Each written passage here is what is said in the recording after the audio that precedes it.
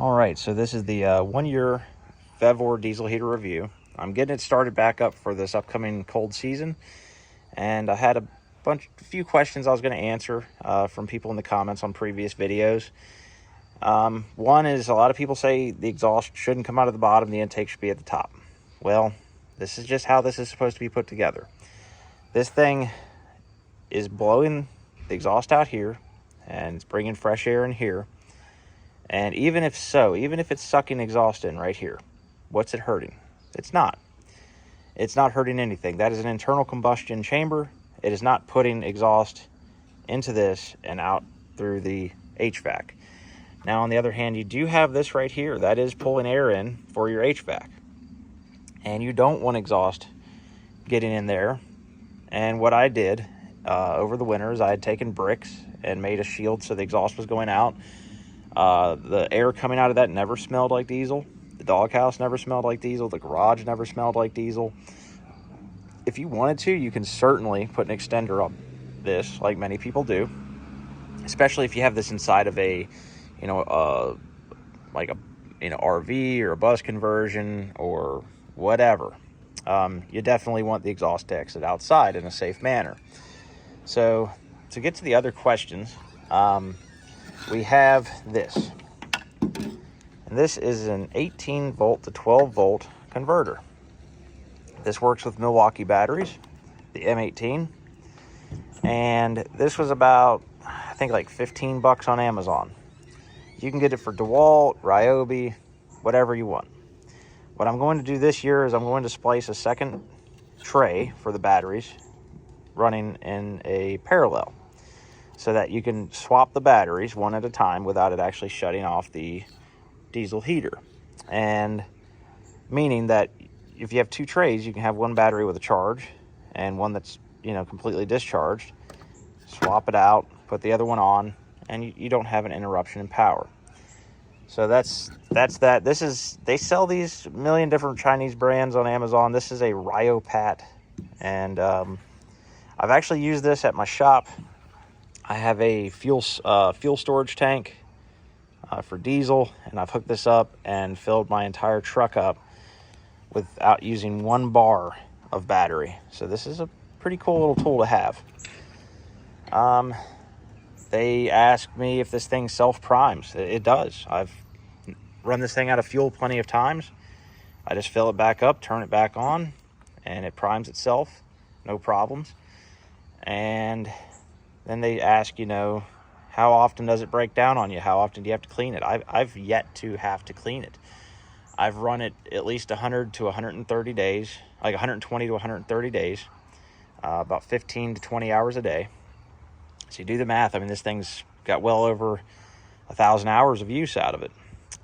Before I shut it down, I always turn it wide open, hottest setting, highest setting, and on occasion I even let it run out of fuel. That way it'll run lean and it burns off a lot of the soot deposits, things like that. I'm sure at some point, and I may see it this year, I'm going to have to take it apart and clean out the inside of the cylinder and any other parts that, may become sooted up. I just haven't had an issue with it yet. And for $90 or $89 is what I paid for this. It's done really good. I've had a lot of people say, you should buy American, you should buy the German or whatever. That's $1,000. I could buy 10 of these for that cost. And watching Timmy on Truck House Life, he has the Webasto, and I've seen he had a brand new one, and it was giving him trouble the first, a couple weeks, couple months, whatever. And so it seems like they're all pretty similarly built. I'm sure there's the Webasto is probably more efficient on the thermal dynamics and all that than the other, but for what I'm using it for, I'm not in the Arctic, and the dogs are happy. I'm happy. It's done what it's supposed to. So I'm going to hook this thing up.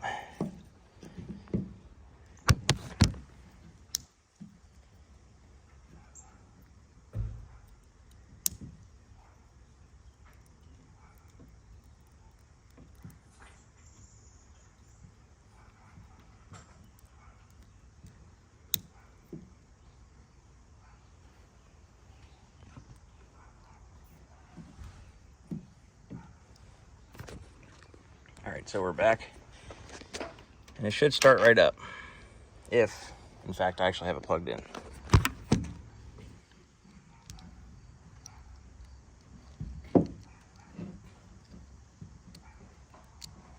Let's see now. Let's see if it'll cut on. Stop heating. Thanks for using. I wish you a safe journey. Oh yeah. See, that's that Chinese part. Start heating. There we go. So it should start right up. I'm going to move the exhaust off of the side so it doesn't melt a hole through my tailgate.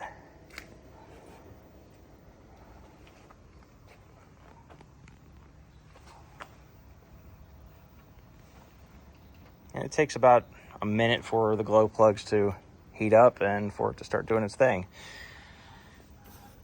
I got it set at power level 10.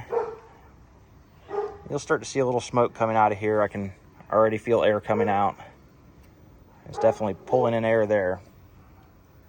It's going to be a rude awakening for whatever spiders or whatever's living in the exhaust system right now.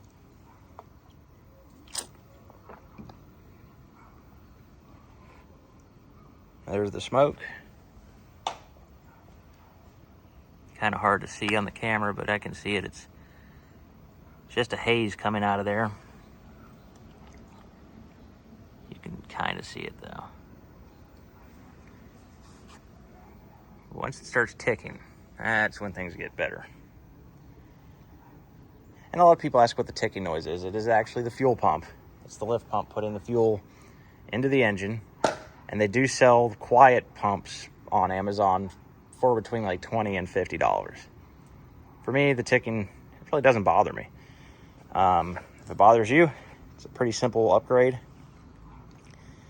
And I think if you're out there, oh, there you go. See, it's ticking now. But if you're out there, in the wilderness, I would always suggest to have an extra fuel pump on hand just in case it fails. But yeah, there it goes. It's starting to smoke. Whew, man, last year's diesel. It smells like if you've ever had one of those old model trains that you put like 3-in-1 oil in to make it smoke. Reminds me of that. So this is blowing out cold air still. But yeah, I've seen some videos where people obviously have done something wrong or they had a defect maybe, but like where they're belching smoke and all that. And that's generally, if you unplug it and then plug it right back in, it's going to flood itself and it's just going to make a mess. Not recommended. But it's kicking on. Got a lot of heat coming out of the exhaust. Starting to get heat out of here. And we got to set the clock, obviously, but. And I have a remote for this. This actually has like a key fob so you can control it from 30, 40 feet away. But running just like it was last year. That bee is going to have a bad day on that exhaust pipe. Got these damn murder hornets out here lately, and I think they're living under my porch. So there I go with my garbage again. It's Saturday. Give me a break, guys. So now we got like 100-degree air coming out of here. Yeah, I would definitely recommend you guys get a Vevor.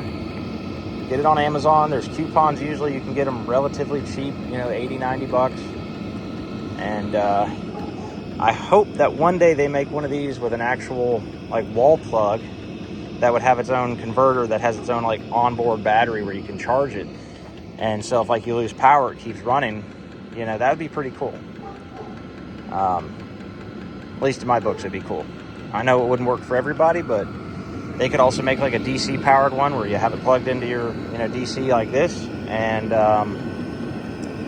would have an onboard battery to hold, backup, power just in case, whatever. But thanks for watching. Like and subscribe.